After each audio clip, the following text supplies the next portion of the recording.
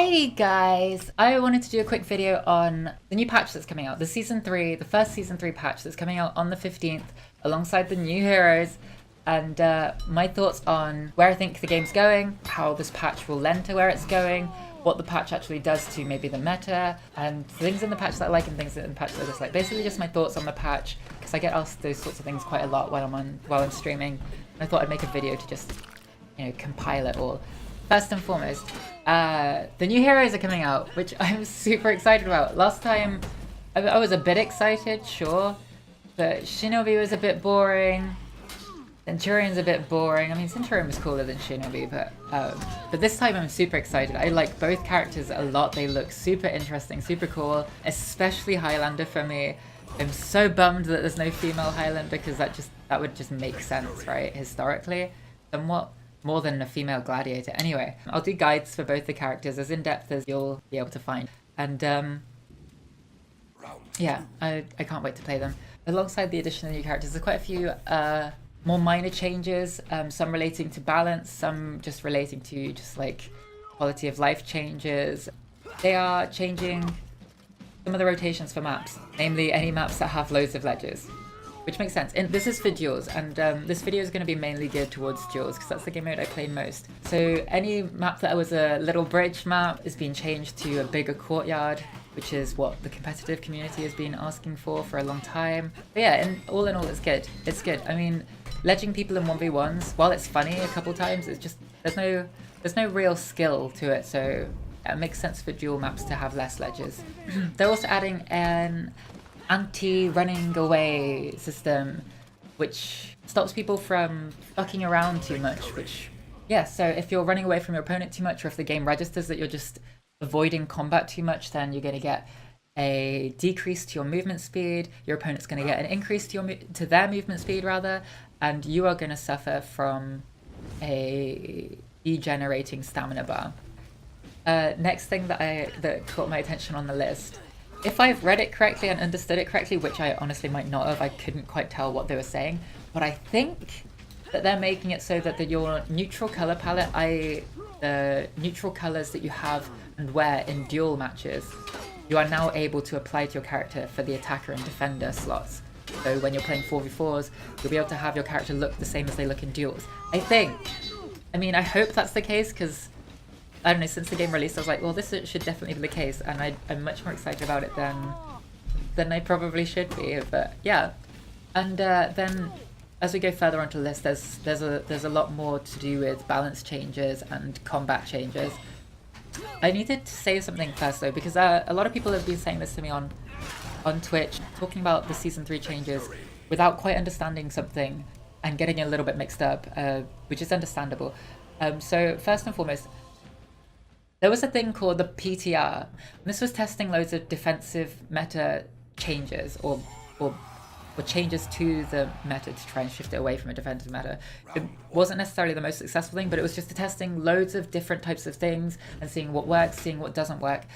This build is not what's coming on on the 15th. This is not what's coming because, one, most of the things didn't work properly or as intended anyway. They didn't work for the correct things. The only thing that's coming in from that build is 18% chip damage on block. And this is one of the things that didn't work in the PTR properly, and they're adding it exactly as it was in the PTR, so this one's got me a bit bummed. One, it doesn't kill your opponent. You can't kill your opponent with chip damage, and that might sound great. I can understand why people would like that idea, but I've made a separate video. I'll link it, yeah. People do that, don't they? I'll link it somewhere, and basically that's not going to break the turtle meta at all. It's not going to stop somebody from turtling. It will help somewhat because the bars of HP before that will be easier to take down on a turtle. I still think it should kill, but we'll see how it works. Something really important to note about this chip damage is that most light attacks on most characters are not going to do chip damage at all. This is because when a light attack hits a standard block, or I should say when a standard light attack hits a standard block, it interrupts the combo. That character who threw the light attack can't go on into the second attack in the combo, and that means that it's an interrupting block. And if an attack gets interrupt blocked, it doesn't deal chip damage. In a similar vein, characters with superior block property on certain attacks will also mean that heavy attacks won't do chip damage. So take Conqueror for example. Conqueror has superior block property on their standard blocks. Any block is superior block property. A Conqueror will not take any chip damage from any source. And this will change balance somewhat with Conqueror. I mean, Conqueror is already a really... I love the aesthetic of Conqueror, but I think most people would agree playing as or against Conqueror is super boring. So the only light attacks that will do damage to a standard block are light attacks which count as enhanced light attacks. Now there's only a few characters in the game who have this, and that would be Shogoki. On all their light attacks they count as enhanced, so Shogoki will be doing light chip damage. Kensei's dash attacks don't get interrupted on block, and they are light attacks technically. Highlander's offensive light attacks are also enhanced light attacks, and I think possibly Berserker's light attacks during the infinite chain count as enhanced light attacks, but I'm not 100% sure on that, whether they count for the purpose of chip damage or not. I know that they don't get interrupt blocked, but I'm not sure whether they count for the purposes of chip damage in this patch or not. I guess we'll find out. So yeah, that's kind of an important concept to understand when it comes to this chip damage.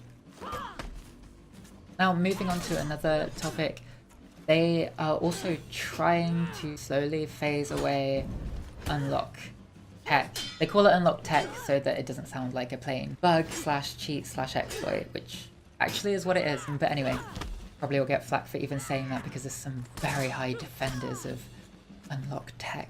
Anyway, they've tried to get rid of some non-parryable attacks, but they've not gotten rid of all of them, so you're still going to see them quite often in this patch. Namely, you're going to look at Valkyrie doing unlock zones and unlock lights after the shield bash thingy that Valkyrie has.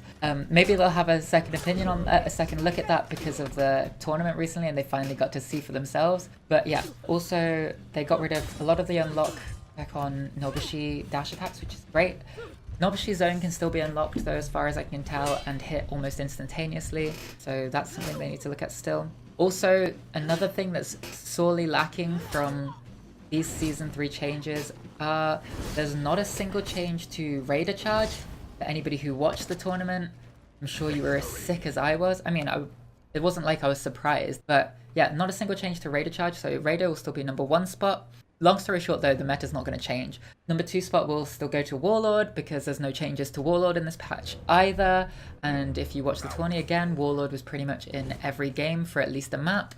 But yeah, these are missing again to this patch. So that brings me on to the last thing that I wanted to talk about here, which is the fact that they've decided to add a ranked mode to Season 3 patch. This is a mode that ranks you based on winning or losing games in a tournament-esque setting where people are able to do these Raider charges constantly over and over again, or unlock attacks over and over again, or whatever it is that they want to do to secure a win. And if you didn't think the For Honor community was already toxic or salty enough, you're going to see for yourselves just how bad this community can get. I mean, because people are going to be upset, and they're going to be rightfully upset, because if they're constantly getting beaten out in tournaments by people just teching over and over again, exploiting over and over again, and it's now ranked, if League of Legends is anything to go by, you're going to get some salty bronze players. Yeah, some weird stuff. They need to get rid of all the exploits. They need to balance the game before adding ranked. I know it's technically still ranked beta, but people are still going to get ranked in it, and people are still going to feel bad. If they had asked me, for example, not that they would, but if they had before hosting the tournament, I would have told them, listen guys, don't host a big tournament right now. You're going to get huge backlash from the community when they go, wow, that final was literally just Raiders charging at each other, or wow, that final was literally just Warlord versus Warlord, or oh wow, that final was just unlock attack after unlock attack. Oh yeah, anyway. That's it for this video. I just wanted to cover the patch, let you guys know my opinion on it, so that I have something to reference if somebody asks me my opinion on it again. And yeah, thank you for watching, guys. If you enjoyed the video, then like, comment, subscribe if you want to see more from me, and come and join us on Twitch, because that's always fun. I'll see you guys later.